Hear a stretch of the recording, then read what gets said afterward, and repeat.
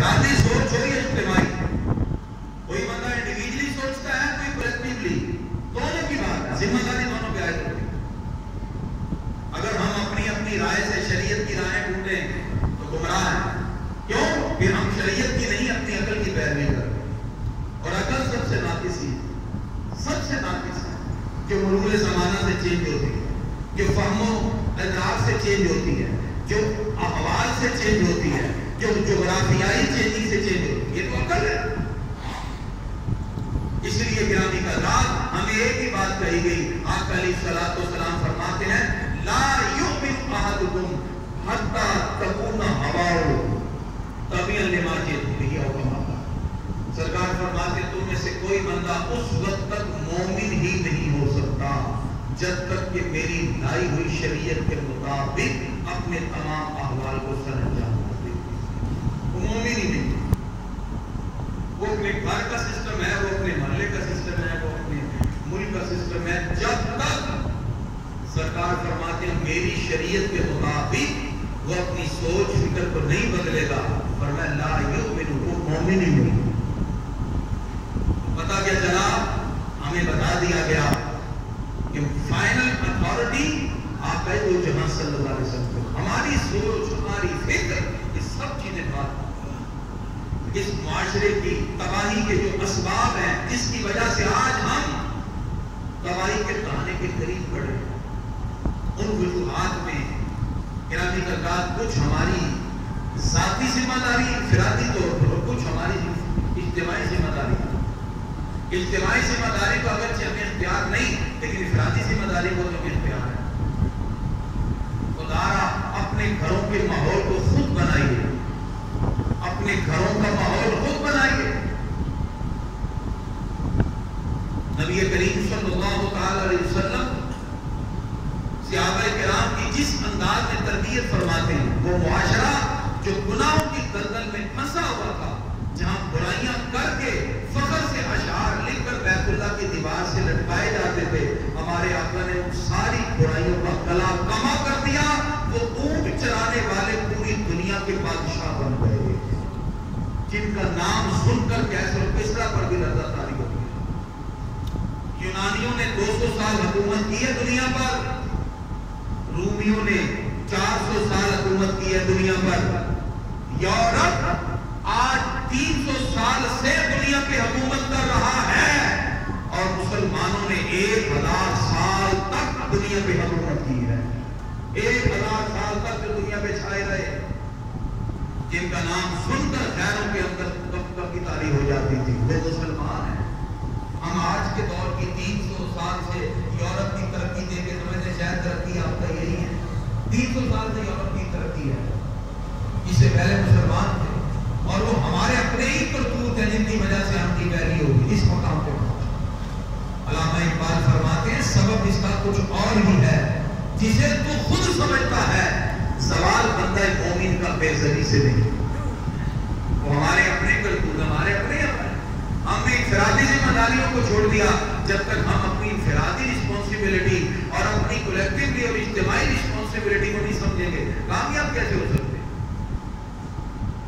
گرامی حضرات، ہمارے معاشرے کی بڑھتی ہوئی برائیوں نے ہمیں بہت سے مقامات پر رسوائی کی طرف لے جایا ہے، ہمیں ذلیل و رسوا کرتی معاشرتی برائیاں۔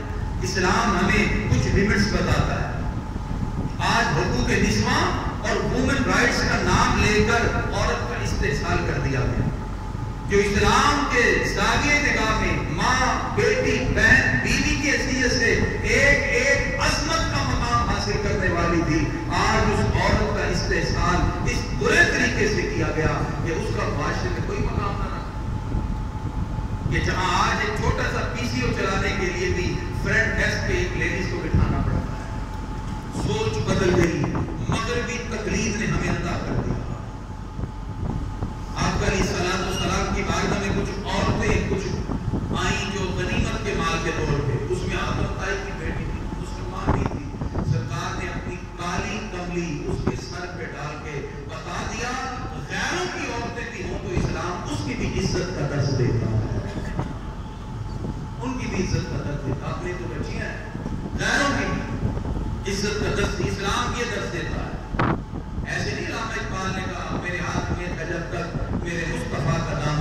تیرے پاؤں چومتی تھی یہی گردش زمان.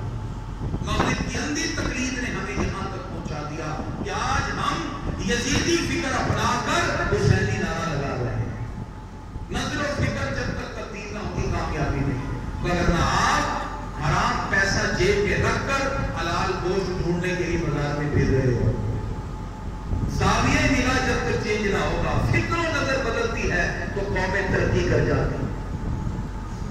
جو قومیں آج اگرچہ مسلمان نہیں بتائیے وہ معاشرتی طور پر ترقی کر گئی، اس کی وجہ یہ تھی کہ انہوں نے دنیا کے اندر زندگی گزارنے کے کچھ اصول بنائے اور اس پہ کاربند رہے. ہمیں 1400 سال سے اللہ اس کے رسول کی طرف سے ملے ہوئے وہ اصول جو ہماری کامیابی کی سب سے بڑی ضمانت ہے، ہم نے اس کو چھوڑ دیا. انفرادی طور پر بھی اجتماعی طور پر آج ایک ماں اور ایک باپ اپنے بیٹے اور بیٹی کے وہ تمام دوستوں کا خیال رکھتے ہیں کہ محلے میں اس کے کتنے دوست ہیں، محلے میں اس کی کتنی سہیلیاں ہیں. لیکن کیا کبھی ہم نے اپنے بیٹوں اور بیٹیوں کے فیس بک نہیں چیک کیے، واٹس ایپ چیک کیے؟ وہاں کی جو فرنٹ لسٹ اتنی تھی لمبی بڑھتی جا رہی ہے، اس کا ذمہ دار کون؟ میں یہ بات بالکل واضح کرنا چاہتا ہوں کیونکہ ہماری ذمہ داری ہے. میں ظاہر حلاہی کو کبھی کہہ نہ سکا کند اپنے کی خفا مجھ سے ہیں بیگانے بھی نہ خوش. آئینے جمع مرتی حق ہوئی کے باقی اللہ کے شیروں کو آتی نہیں ہوگا. ہم نے کتنا چیک کیا؟ جب چیک اینڈ بیلنس ختم ہوا تو پھر ان بچوں نے اپنی زندگیوں کے فیصلے خود کر لیے، فیصلے خود کر لیے، تباہی کے دانے میں پہنچے. پھر آج ان معاملات سے ہمیں گزرنا پڑا جس کی وجہ سے یہ معاشرہ برائی کی دلدل میں پھنستا ہے. اس میں ہماری ذمہ داری کی انفرادی طور بچوں کو میچور ہونے سے پہلے خدا کے واسطے یہ فیسلٹیز دے ہی نہ. سب سے زیادہ تباہی اس نے مچائی ہے معاشرے یہ موبائل فون ہے، اور اس کے بعد پھر انٹرنیٹ کی فیسلٹیز میں یہ پوزیٹیولی بھی یوز ہوتی ہے. ہم کم از کم اسلام کی ریسرچ کرتے ہیں، میں اپنی بات کرتا ہوں تو ہزاروں ہم تھیسیز اور بڑے بڑے ٹاپک ہم یہاں سے ریسرچ کرتے ہیں. یہ پوزیٹیولی اس کا یوز ہے، لیکن اس کا نیگیٹیوٹی جو یوز ہو رہا ہے اس پہ نظر رکھنا ماں باپ کی ذمہ داری ہے. نبی کریم صلی اللہ علیہ وسلم فرماتے ہیں کلکم راعٍ و کلکم مسئول عن رعیتہ. ہر بندہ نگہبان اور ہر بندے سے اس کی نگہبانی کے بارے میں سوال کیا جا رہا ہے. اور اگر ہم اپنی ذمہ داری محسوس نہیں کر رہے اس کا مطلب یہ ہے کہ اللہ رب العزت کی عدالت میں ہمیں جواب دینا پڑے گا. آج ہم سارے مواقع مہیا کرتے ہیں، فلاں اسکول، فلاں کالج، فلاں یونیورسٹی. کیا ہم نے کبھی اپنی بچیوں اور بچوں کی تربیت کا بھی اہتمام کیا؟ کوئی اتوار کے دن کبھی 10 منٹ بھی بیٹھے کیا ہو بیٹھ کے ہم رسول اللہ کی بات کریں، سرکار کی حدیث کی بات کریں. اس لیے گرامی حضرات یہ بات ذہن میں رکھیں، سرکار دو عالم علیہ السلام آپ کی سیرت مطہرہ نبی کریم صلی اللہ علیہ وسلم کے ان فرامین کو جب تک ہم نہیں اپنائیں گے ہم کامیاب نہیں. محدثین نے لکھا جو جامع ترمذی اپنے گھر میں رکھتا ہے وہ یوں سمجھے کہ اس کے گھر میں اللہ کے رسول کلام کر رہے ہیں. ہمارے کتنے گھروں میں جامع ترمذی ہے یا ہم نے حدیث کی کوئی کتاب رکھی ہے کہ کبھی چھٹی کے دن ہی بیٹھ کے کہیں 9-10 محرم کی چھٹی پہ کہیں چلاؤ بیٹھ کے ہم عالم پاک کی بات کریں، اپنے آقا کی اچھی اچھی باتوں کو ہم حدیث کی صورت میں پڑھتے ہیں. ماحول ہی نہیں کرنا ہے. تو گرامی کر رہا پھر یہ معاشرہ خود بخود برائی کی طرف جائے گا. یزید شراب کی بوتل پکڑ کے کھڑا ہے، امام حسین اپنے خیمے میں اللہ کا قرآن ہاتھ میں پکڑ کے بتا رہے ہیں. حسینی فکر یہ ہے کہ اسلام کو اپنے دلوں میں بسا لیا جائے، اسلام کی محبتوں کو اپنے دل میں بسا لیا جائے، قرآن و سنت کی تعلیمات سے اپنے سینوں کو منور کیا جائے. معاشرہ سب بہت بہتر ہوتا ہے. یہاں انفرادی اور اجتماعی دونوں ذمہ داریاں ہم پہ عائد ہوتی ہیں، اس لیے کہ ہم اگر گھر کے سربراہ ہیں تو بھی ہماری ذمہ داری ہے. اور گرامی حضرات اگر ہم کسی مقام پر کسی منصب کے فائز ہیں تو بھی ہماری ذمہ داری. گرامی حضرات ساری بات کہنے کا مقصد یہ تھا آج کہ اس پورے کے پورے خطبہ میں ہم نے حسینی فکر کو اپنانے کا عزم صمیم کرنا ہے. فکر حسین ہمارے دلوں پہ دستک دے رہی ہے. لوگوں اس اسلام کی عظمت کے لیے 72 ننھے لوگ بھی اسلام کے لیے سوا کر دیے گئے، پھر جا کے یہ اصل اسلام تم تک پہنچا ہے. جس مقصد کے لیے ساری قربانیاں دی گئی آج ان مقاصد کو اپنے دلوں میں زندہ رکھنے کی ضرورت ہے. آج سب لوگ اپنی اپنی ذمہ داریاں محسوس کریں تو پھر ہم کامیاب ہیں. معاشرہ خود بخود بہتری کی طرف راغب ہو جاتا ہے. گرامی حضرات، نبی کریم صلی اللہ علیہ وسلم ارشاد فرماتے ہیں لا یؤمن احدکم حتی اکون احب الیہ من والدہ وولدہ والناس اجمعین. فرمایا تم میں سے کوئی اس وقت تک مومن نہیں ہوگا جب تک کہ میں اس کو اس کے ماں باپ، اس کی اولاد اور تمام انسانوں میں سب سے زیادہ اس کے نزدیک پیارا نہ ہو جاؤں.